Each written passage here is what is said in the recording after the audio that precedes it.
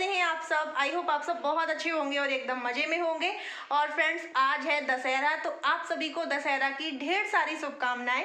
और आज देवी माँ का विसर्जन भी है, तो बहुत ज़्यादा दुख भी हो रहा है, क्योंकि 9 दिन तक इतनी ज़्यादा चहल पहल रहती है कि आरती होने वाली है, जल्दी से आरती में जाना है, सुबह की आरती में जल्दी से पहुँचना है, मतलब इतनी चहल पहल मची रहती थी। पर आज से सब कुछ सूना हो जाएगा। बहुत बुरा लग रहा है, अंदर से ना एकदम से अजीब सा लग रहा है कि बस देवी माँ जाने वाली हैं। थोड़ा देर में ही पंडित जी ने कहा था कि 11 बजे करीब यहाँ से विसर्जन के लिए देवी माँ को लेकर निकल जाएंगे नदी में। तो बस मैं श्रृंगार वगैरह भी उनका कराई हूँ, क्योंकि आज लास्ट श्रृंगार करना था। लास्ट की आरती भी हो चुकी है, बस अब एक आरती वहाँ होएगी जब ये ले जाएंगे विसर्जन के लिए नदी में, तो वहाँ भी होगी आरती। और ये भी तैयारियों में लगे हुए हैं, क्योंकि विसर्जन के लिए काफ़ी टाइम हो जाएगा। और अभी बज रहे हैं 9 बज रहे हैं, 11 बजे करीब ले जाना है, इस वजह से ये ट्रैक्टर वगैरह लेने गए हैं।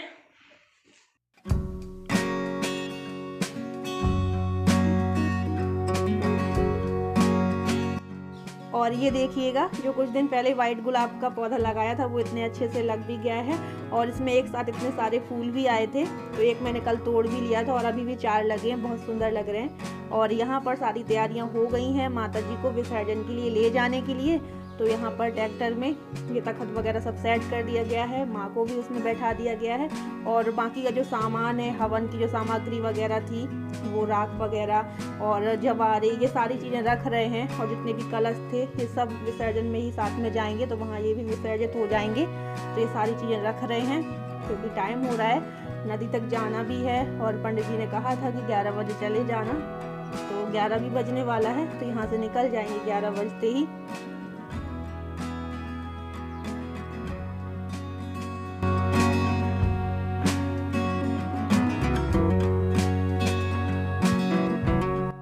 और ये बोल रहे थे कि विसर्जन के लिए देवी माँ को ले जा रहे हैं, तो फिर मैं बाहर आ गई थी उन्हें देखने के लिए अंतिम बार।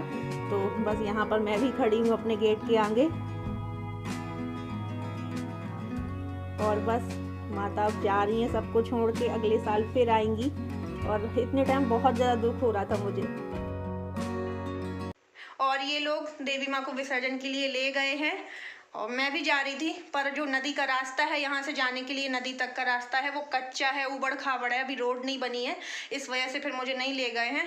और बारिश का मौसम भी हो रहा था, तो फिर ये मना कर रहे थे कि तुम नहीं जाओ। और जाने के लिए तो वैसे तो गई हैं, काफ़ी महिलाएं गई हैं, मेरी चाची जी और ताई जी और काफ़ी और भी गाँव की गई हैं विसर्जन के लिए, पर मैं नहीं जा पाई। अब ये मना कर रहे थे और ये कह रहे थे कि तुम नहीं जा पा रही हो तो क्या हुआ, मैं नदी से ही तुम्हें विसर्जन की कुछ वीडियो क्लिप भेज दूंगा वहाँ से, तो तुम देख लेना, तो तुम्हें ये लगेगा कि हाँ मैंने विसर्जन देख लिया।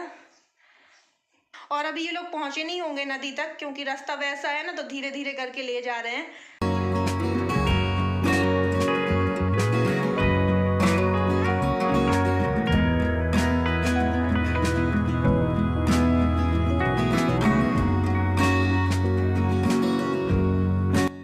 और ये लोग नदी पहुंच गए हैं, जो हमारे घर के कुछ दूर पे चंबल नदी है वहाँ। और वहीं पर अभी नाव में सारे लोग बैठ गए हैं, क्योंकि किनारे पे नहीं विसर्जन किया है, थोड़ा बीच में ले जाएंगे, फिर वहाँ से नाव से ही विसर्जन करेंगे।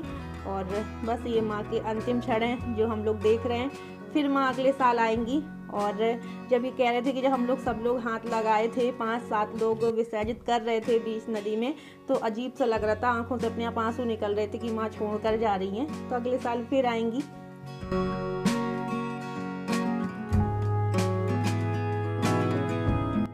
और मैंने जो कल रात में मूंगफली के दाने और चना भिगो कर रखे थे, वो मुझे सुबह कच्चे अच्छे नहीं लग रहे थे, तो मैंने उनको बॉईल कर लिया है और चना चाट सी बना ली है, जैसे चना चाट बनाते हैं, उसमें ये बॉयल आलू, टमाटर, हरी मिर्ची सब मिला दी है।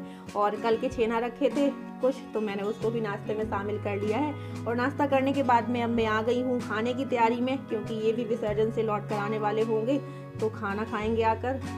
और मैं बना रही हूँ राजमा और आलू की सब्जी, और थोड़े से बनाऊंगी चावल।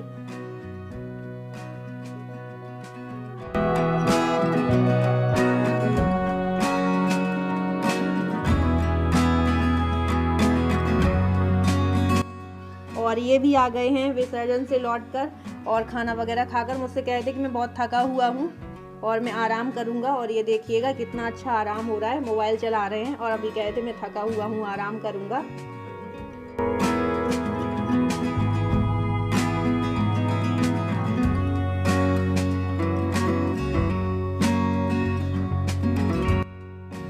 और फिर शाम को ये आ गए थे जो हम लोगों का खेत बटाई कर लिए थे, तो बाजरा की फसल हम लोगों की कट के घर आ चुकी है, तो वही का हिस्सा बाँट हो रहा है। जो बटाई वाले मतलब हिस्से के होंगे वो ले जाएंगे अपना बाजरा, और बाकी का जो हम लोगों का है वो रख जाएंगे। वैसे पापा है नहीं है, पापा कहीं गए हैं, तो फिर ये ही करवा रहे हैं बंटवारा बराबर बराबर, नहीं तो पापा जी कराते।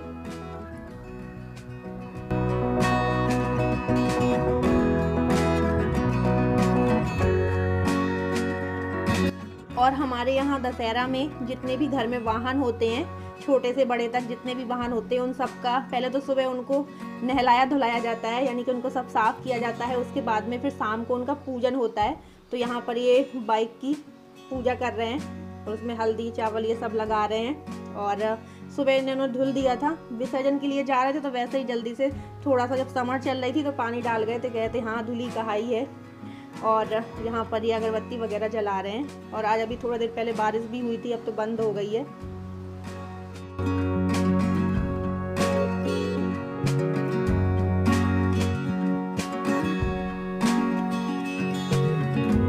और हम लोगों के यहाँ दशहरा में ही वाहनों का पूजन होता है। अस्त्र शस्त्र जितने भी होते हैं, शस्त्र वाहन, इनकी सबकी पूजा होती है। और उसके बाद में एक्स्ट्रा बहुत दूध रखा था, क्योंकि इन्हें थोड़ा सा कोल्ड सा हो रहा है, तो ये ले नहीं रहे हैं बिल्कुल, और मैं अकेले लेती हूँ तो इतना थोड़ा ना ले पाती हूँ दूध, तो काफ़ी रखा था, 1.5 लीटर दूध रखा था। तो मैंने कहा चलो खोया ही कर लेती हूँ, तो लाइट आ ही रही थी, तो मैंने कहा चलो इंडक्शन में ही कर लें। तो यहाँ पर हमारा खोया तैयार हो गया है, कुछ कल तक बना ही लूँगी।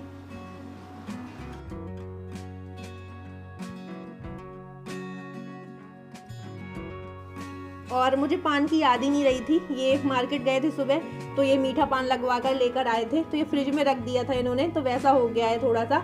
और हम लोगों के मायके में ऐसी रीत है कि पान खिलाया जाता है, एक दूसरे के घर में दशहरा मिलने जाते हैं, फिर पान खिलाते हैं, तो आप लोग भी खा लीजिएगा।